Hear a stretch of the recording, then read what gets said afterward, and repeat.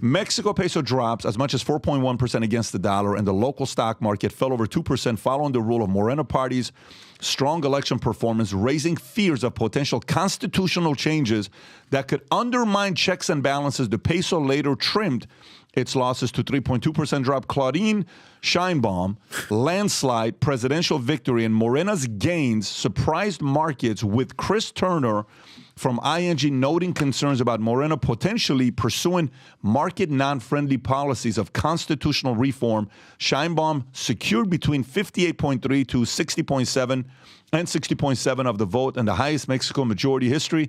Despite market jitters, Sheinbaum acceptance speech aimed to reassure markets by emphasizing a commitment to an autonomous central bank, maintaining the division between economic and political powers, and persevering a disciplined fiscal stance, as noted by JP Morgan. Ricky, what's going on with Mexico right now? Oh, man.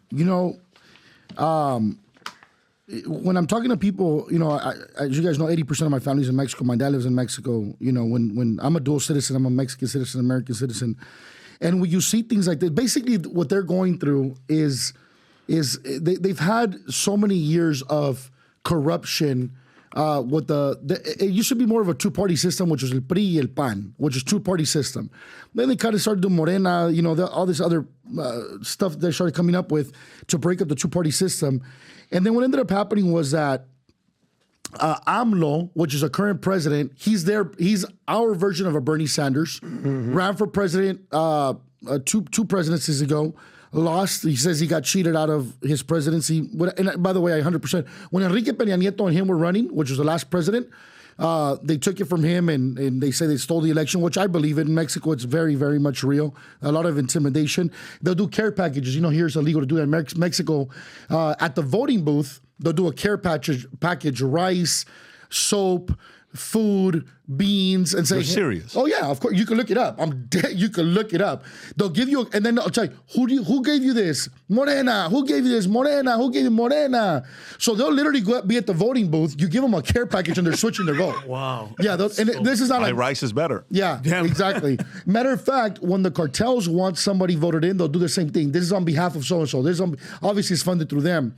But anyway, going back to this, it's a lot of people. I was getting 80%, 90% of the people saying, "Man, we're Mexico screwed." But then you have the victims, the crybabies. Oh, they do a lot for the people. It's like, no, you guys want to condemn the rich and give it to the poor like you guys are some goddamn Robin Hoods. And so my issue with her more than anything is you got to remember Mexico is a Catholic country. She doesn't have the beliefs. So first of all, her family got here in the 1920s, which that's fine. That doesn't give you, I'm here in America, I'm a first generation, my devotion's to America. But they got here in the 1920s, they're Jewish, and her parents were communists, open communists that actually fought hard in the rebellion, and they were involved in the scandal with the papers in Panama. So it's not like they're lightweights, let's just voice our opinion. No, they're hardcore, and they raised her with these hardcore communist values. And so on top of that, she's a feminist.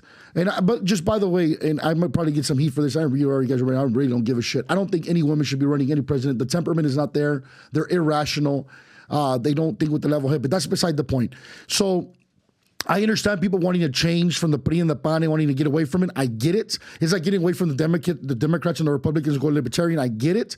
But they went full commie with this one. So we got 6 years of a Bernie Sanders, and now we're getting 6 years of an AOC. So that's pretty much what it comes down to. So Ricky, but so would you say that she was elected or selected because there was 37 candidates were assassinated just this year to get to this, right? So you got to remember, AMLO was voted in.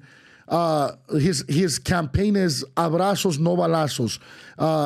Which stands for hugs, not bullets. Oh, got you. And so, matter of fact, when Chapo's son was captured in Culiacan, 4 or 5 years ago, they let him go. They let him go. Because they were going to kill everybody. Right. They were going to, yeah, but the reality is, come on, bro. The Mexican guy, he's like, oh, I don't want to, he doesn't have any balls, what it comes down to. And so anyway, this is the group, this is the party that the cartels want because they're light on crime.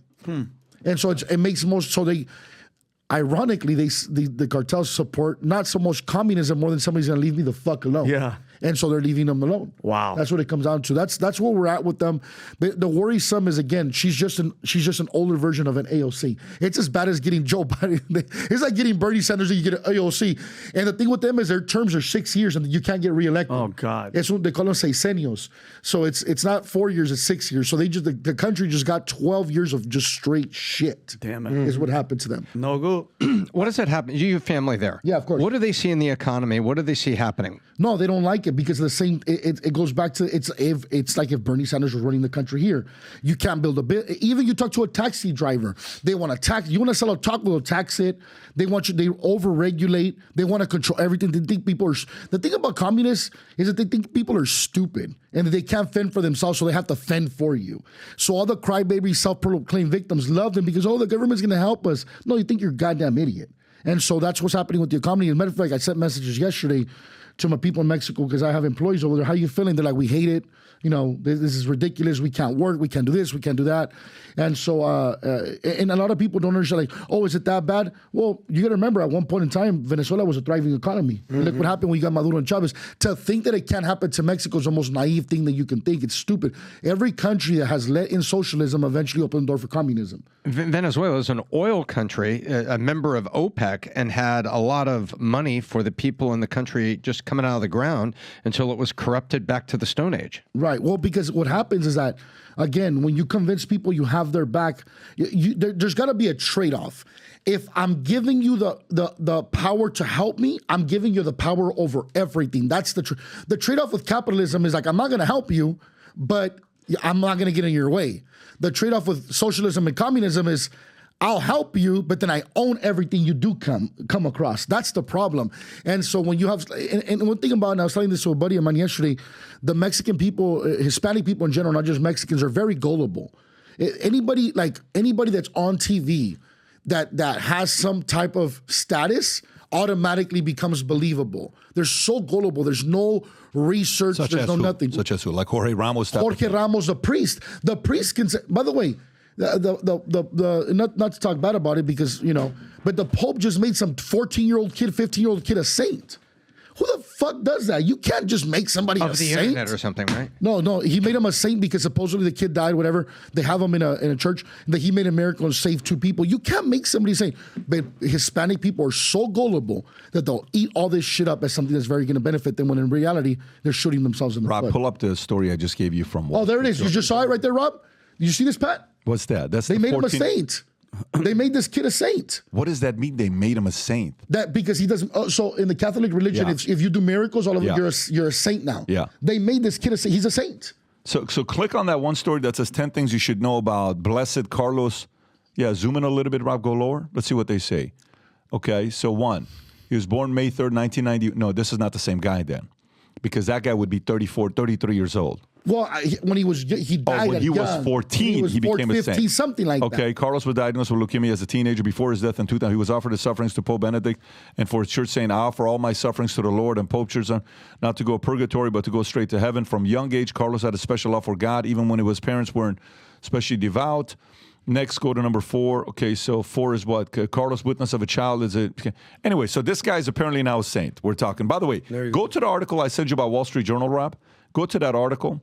So this is what's interesting with what he's saying. And Ricky, I want you to unpack this. Tell me what this means on what this person is saying. So go to the Wall Street Journal article, Rob. I'm blocked, so I have to find a different... Really? You're blocked from Wall Street Journal? Yes. Man, they do not like you. Let me read it to you, okay? The results, this is from Wall Street Journal. Title says, Claudia Sheinbaum elected as Mexico's first female president. So now, what does this mean? This guy named Antonio Ocaranza, a Mexican political analyst, said Mexico's new Congress will be sworn in a month before Lopez Obrador leaves power on October 1st, giving him leeway to pass the changes before Sheinbaum takes office. If I'm an investor, I'm thinking, by the way, my audio is going up and down. Are you guys hearing this or no? My audio and my headphones went in and out. I'm an investor. I'm thinking these guys just got a blank check. What's going to happen? Lopez Obrador wants to complete his agenda and take the political cost of these decisions while leaving Sheinbaum a blank slate to begin. That's correct. What does that mean? It's almost the same thing. You remember when what was his name? Bukele from El Salvador. Bukele. Yes, Bukele. He got the votes to change the constitution so he could get reelected. Yeah. It's the same shit. So because they have the majority right now. So Morena has the majority.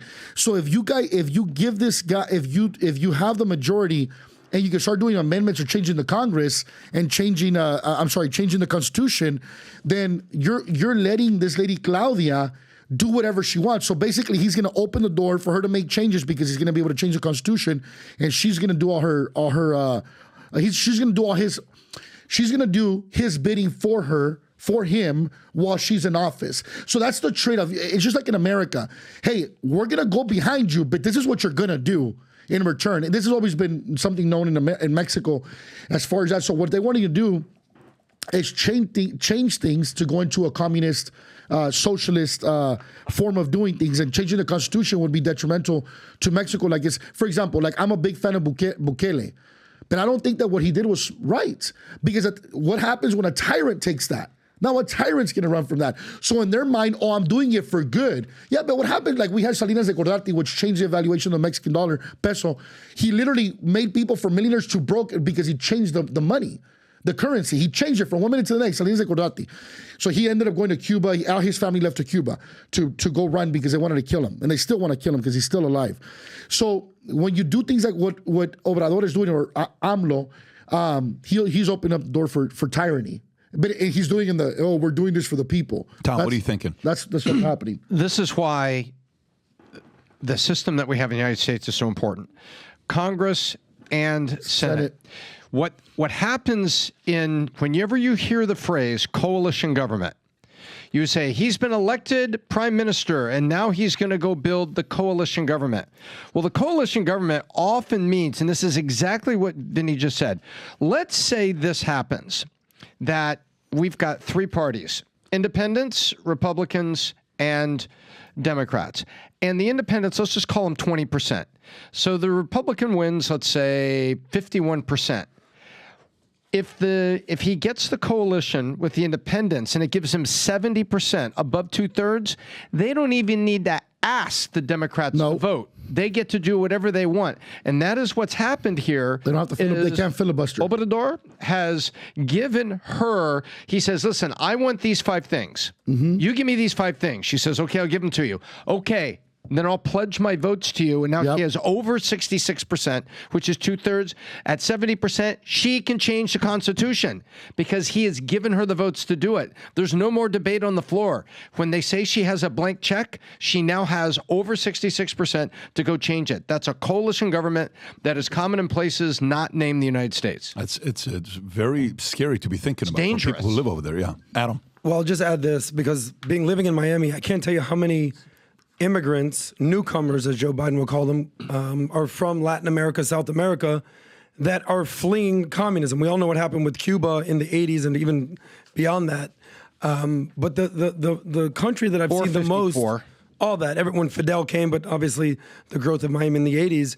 But the biggest growth that I've seen in Miami has been Venezuelans. I mean, they are fleeing like crazy. So now I'm wondering how much of the Mexicans are going to be fleeing. We're seeing the open border policy that Biden's put together. But the reason I've been paying attention to Mexico politics isn't so much of the election. We all know that half the world is voting in 2024. I think Modi just got reelected in India. Putin just got reelected out there in Russia, reelected. Joe Biden may or may not get reelected. Putin's been president for what, 20-something, 24 years? Yeah. So, there's a G. There was I've been doing this research on like the ongoing wars in the world. Yeah. Because if you look at just mainstream media or college campuses, you just think there's one war and one war only, and that's the little thing going on in Gaza. But there turns out to be wars going all over the world. But in the Western Hemisphere, Mexico is probably, other than Haiti, the bloodiest country out there. Of course. You know, they said that the most deadliest profession, the most dangerous job you can possibly in Mexico is running for office. Over 200 candidates, activists, or officials have been killed during this election season. 200. Imagine if 200 political officials or candidates were killed in America, alarm bells would be going off right here. So it's insane. Yeah, a lot of lead poisoning. A lot of stuff going on there. But I'll say this. We're so used to 50-50 elections. This, all right, 48, 49, can we even get to 50%? It was a runaway in Mexico. It was 60-28. It was a blowout. Wasn't even close. So I'm not saying that I'm advocating for this person because she's, I think, a protege of your boy AMLO. Yeah, but I want you to remember Obrador, this. but she blew this guy. I know, I understand, bro. But here's the thing, though. Here's what you don't understand. A lot of people that are not from Mexico won't understand. When you go to that voting booth, when you go to those voting booths, especially in the rural areas where that's a lot of the voting, brother, you have cartel members right there. This is who you're going to vote for. You're going to die. Holy shit! Literally. No. It's It's not. Totally No. agree. It's literal. Yeah. This is what you're going to do. So when you're saying when they're blowouts like that, it's intimidation. Could you talk to anybody? Well, I don't say anybody because there's some idiots out there too, just like we have idiots here.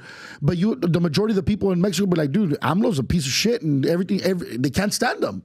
But you know what I can't stand? You know how many of my family members in America voted for the Mexican election that live here? So you could go to the embassy and vote in America for the that's bullshit. I'm like, they were doing the finger thing yesterday. You could vote in America for a Mexican government while you're not even living in Mexico. So there's a lot of that shit going on over here. I wonder what America's role, since you're bringing this up, America's role in these free and fair elections here, because as of 2023, Mexico has now become USA's #1 trading partner. It was China, I believe, before that. China, Thank God, not anymore China. But if you're the United States, if you're the government, the federal government, you see what the hell's going on with all these officials being killed. I mean, yeah, but they're not going to cross borders to go and help those guys. Because you're just talking about people that are running for mayor, running for Congress. If they don't like them, they just out their ass, and nobody's going to talk about it. Because if you open your mouth, you're dead. Matter of fact, if crime happens in Mexico, you're better off not calling the cops. That's what you're. But it's crazy. Imagine, honey, call the cops. Don't do it. Don't do it. It's scary. Not only is it the crime and the corruption, but it's now the communism. Because what countries in South America are even capitalist at this point? Argentina. Who else is out there? Bolsonaro when he was running Brazil, not anymore. Now they got Lulu. Costa Rica, Belize, both have long been known to be like islands of democracy for some reason. They just want nobody to pay. Like they are scared for you to mention Costa Rica and Belize. I met a couple the other day in their 60s. Were you with? And I don't know if maybe you were with us. They're like, so where do you guys live? Oh, we live in Costa Rica. How long have you been there? 15 years. Please don't tell anybody. It's heaven. It's amazing. We love it there. Really? We don't want anybody to know. Business. We don't have a military. Low key. Great for business. Great for this. We feel very safe. It's a beautiful place. Don't advertise it. Guess what? We just advertise it right now. Sorry. That's how I feel about Miami, by the way. There's nothing going on in Miami, guys. It's too late with Miami. Nothing going on. So if you're an angry patriot yourself, Vinny officially has the Angry Patriot Valuetainment Edition. Damn right. Where the O is the Valuetainment logo, with the back says Future Looks Bright. Oh, yes. With the sides got the American flag. So if you are an angry patriot, Vinny, what colors do we have these in? We have that color, and then we also have green, right, Rob? Rob, we have can the you green show one, it which on is the sick. back? Sick. Military green. And Pat, just really fast, to let everybody know, a lot of people always go, Vinny, why are you so upset? And I always ask them, why aren't you? With everything that's happening, and being a veteran and having parents that are legal immigrants, Assyrians, Pat, as you know this, we don't have a country, which makes America that much more important. And that's why I get furious when people aren't speaking and aren't talking crap. So that's why I'm an angry patriot. Tom called me live on the podcast, and we're going with it. And I am, and I'm proud to be an angry patriot. There you go. There's it's official. It's branded. By the way, go ahead and place the order before these things sell out. Last time we announced the allegedly shirt, we sold a few thousand shirts of the allegedly shirt. And all of a sudden, how come I'm not getting my supply? Because sizes go. So you can go ahead and place the order. Angry Patriot on VTmerch.com. So if you like this clip and you want to watch another one, click right here. And if you want to watch the entire podcast, click right here.